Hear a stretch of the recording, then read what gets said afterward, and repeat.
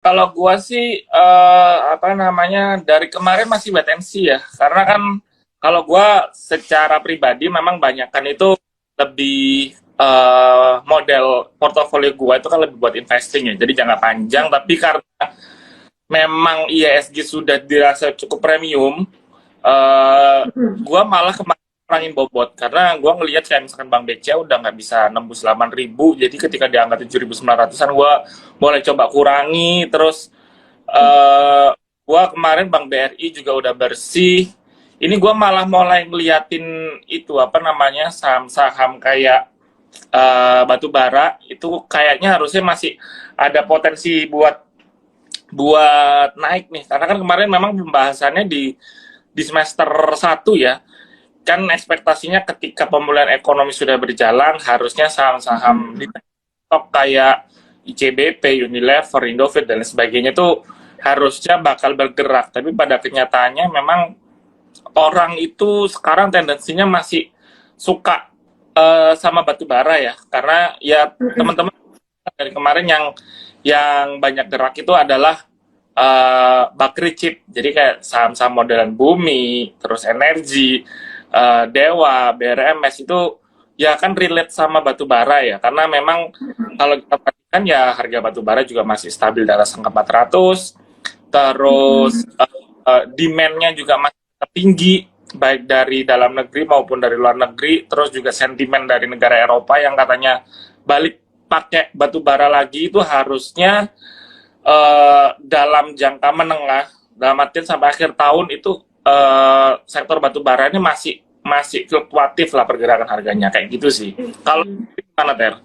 Iya, dan sama sih dari sektor komoditas, apalagi juga ada rilis result dari 2 hari kemarin dari Adaro, ADMR, dan kita lihat semuanya ini beyond beyond ekspektasi gitu ya. Jadi biasa kan menuju second half akhir tahun memasuki winter itu kan coal itu lebih pick up ya. Jadi kalau misalnya di first half resultnya oh udah inline atau above nih, nah kita bisa expect kalau nanti di second half-nya itu resultnya masih akan tetap bagus ya. Dimana sekarang pun harga gas juga lagi tinggi, harga lagi tinggi. Jadi emang dari Eropa dari mana itu juga lagi alternatifnya ya yang paling murah, paling efisien ya itu batu bara gitu ya. Mau dari high CV, low CV pun diuntungkan ya Kak Haji. Nah terus tadi ngomong-ngomong soal ICBP nih, hari ini juga ada rilis result ICBP sama Goto nih. Nah, Ya, nah Kak Haji tadi pagi gimana nih pergerakan ICBP hari ini sama Goto itu kan resultnya di bawah ekspektasi ya. kalau gua sendiri sih memang kalau ngeliat dari laporan keuangannya ini gue sambil nyontek dikit, memang CBP itu jebolnya itu kan karena di bottom line-nya itu ada apa namanya forex loss ya. Jadi memang kan kalau kita kan CBP itu meruginya itu cukup dalam karena ya kalau kan kita perhatikan ada beberapa proyeknya ICBP kayak apa namanya yang kemarin baru akuisisi pabrik yang di Timur Tengah itu kayaknya juga masih belum improving. Jadi itu juga jadi salah satu alasan kenapa ICBP Iya. itu masih jelek. Terus mungkin ya ini mungkin apa namanya ICBP itu kan adalah salah satu saham defensive stock. Jadi dalam artian untuk meskipun resultnya bagus dia tetap naik, misal let's say bisa mimicking pergerakannya saham batu bara. Jadi begitu ada sentimen negatif pun juga akhirnya ya pergerakannya gitu-gitu aja. Jadi mungkin saham-saham modern ICBP ini menurut gua buat orang-orang yang trading itu nggak begitu menarik juga. Jadi ada berita negatif, laporan keuangannya jelek, secara fundamental belum ada potensi membalikan arah, jadi ya apa namanya nggak begitu atraktif. Kalau menurut lu gimana Ter?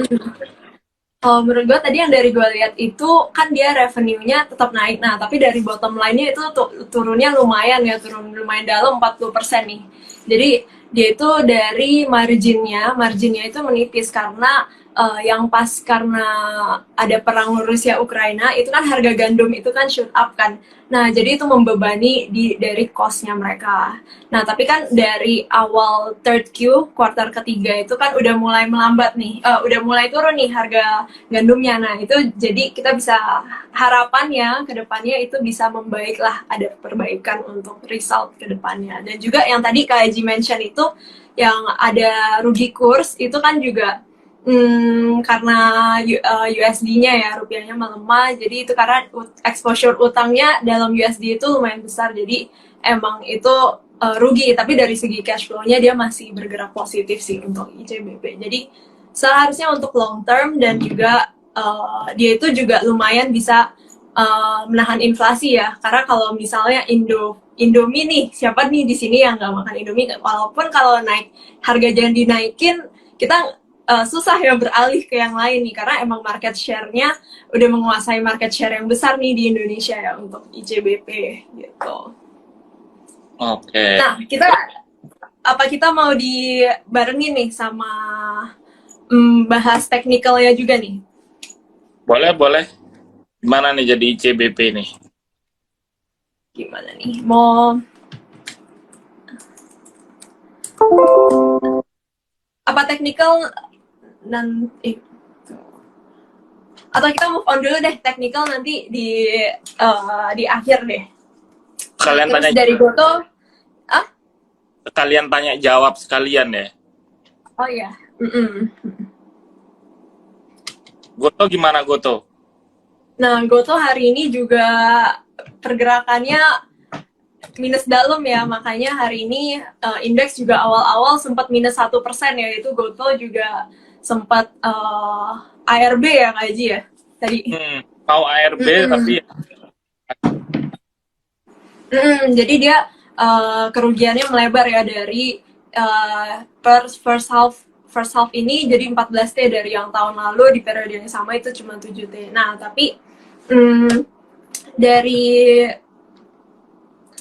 kita lihat kayak kerugiannya itu karena dia walaupun GTV-nya naik, transaction value-nya naik, take rate-nya juga naik, tapi dia juga dia itu bengkaknya di expenses-nya ya. Dia masih belum bisa mengurangi secara efektif lah untuk expenses dari sales dan marketingnya, dan juga operation expense-nya itu masih membengkak gitu.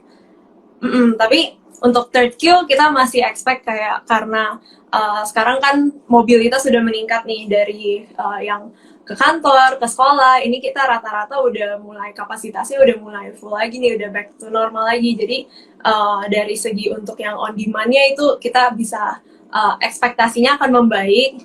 Nah, yang mungkin yang mulai dari high base yang tahun lalu itu kan dari foodnya tahun lalu pas COVID itu kan emang kita mungkin lebih sering pesen GoFood ya.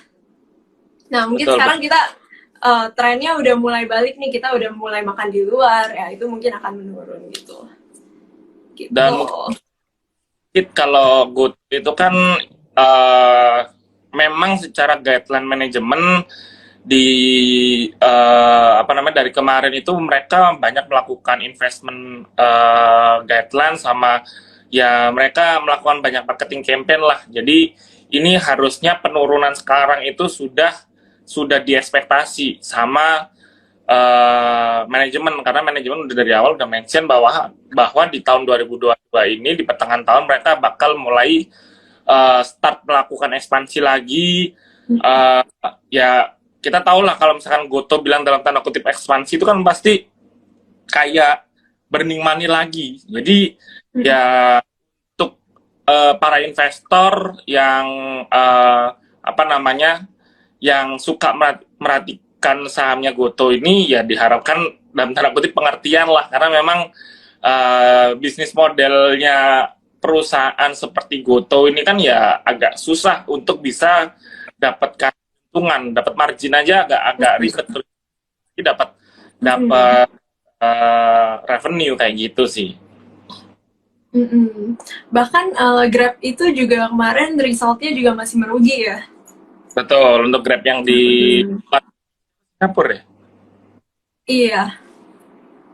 Jadi emang untuk untuk perusahaan teknologi itu nggak untuk bisa BP itu perlu proses ya, proses Betul. yang panjang. Nah, tadi kan ngomongin, nah ini kan udah di akhir Agustus nih ya. Nah, besok udah mulai nih September. Nah, di market itu kan ada jargon yang lumayan populer ya, yang tadi yang wake me up when September ends tuh.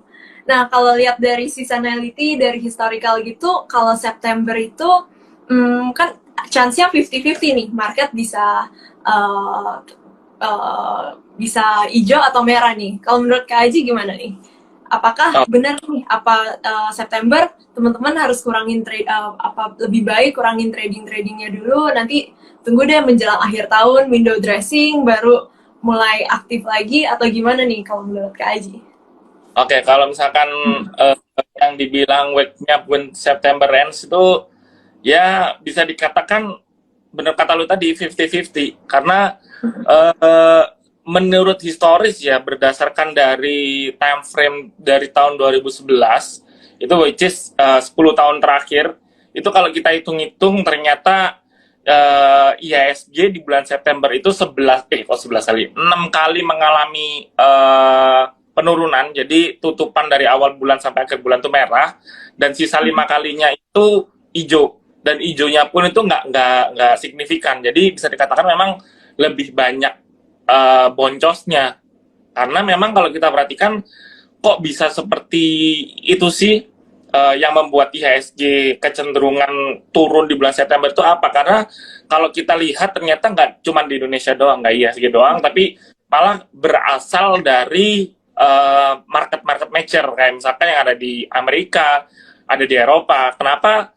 Bahkan sampai ada sebutannya itu summer effect. Kenapa kok disebut summer effect? Karena kalau misalkan kita coba tarik garis mundur deh secara secara berkala, biasanya kan di awal-awal tahun di tahun baru Januari, Februari, Maret itu kan orang-orang biasanya baru pada bonusan, jadi duitnya lagi banyak, biasanya beberapa langsung dialokasikan ke pasar modal. Terus di bulan kuartal kedua, misalkan April, Mei, Juni, itu biasanya laporan banyak-banyak emiten atau perusahaan itu yang bagi-bagi dividen dari keuntungan di tahun lalu. Jadi biasanya itu pengumuman bagi dividen itu kan bulan April, biasanya start dari Maret lah, Maret, April, Mei, atau yang telat itu di bulan Juni itu biasanya ada dividen insentif atau 1 tahun kasih 2 kali dividen.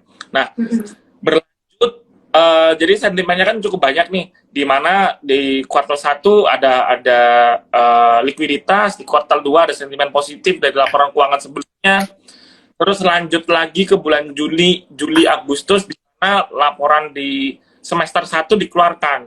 Jadi kalau misalkan banyak laporan keuangan yang bagus, itu membuat market ya optimis dengan kondisi sekarang gitu. Nah, biasanya setelah laporan keuangan atau earning season ya sebutannya, setelah earning season di semester 1 selesai, masuk bulan September tuh udah nggak ada katalis apa-apa. Jadi ibaratnya nih, selesai rapotan di semester 1, baru mulai lagi evaluasi di semester kedua bakal gimana. Itu kan berarti startnya di bulan September yang itu nggak ada katalis positif apa-apa yang membuat akhirnya kecenderungan market itu turun. Tapi perlu diperhatikan, apakah itu tandanya jelek? Menurut gua sih apa, karena driver market itu kan pasti saham-saham big caps ya. Jadi kayak saham-saham perbankan, saham-saham Astra dan lain sebagainya, itu yang ngedrive market kalau misalkan marketnya turun. Dan seperti yang kita tahu, saham-saham big caps ini kan kecenderungan lebih banyak ngikutin flow dari asing. Nah, ya, yang menjadi alasan kenapa kok market di September itu kecenderungan sepi ya karena itu tadi selesai apa namanya katalis positif, sentimen positif habis itu biasanya di bulan Agustus September orang-orang fund manager asing itu pada liburan, makanya sebutannya summer effect karena liburan musim panas akhirnya kecenderungan market sepi.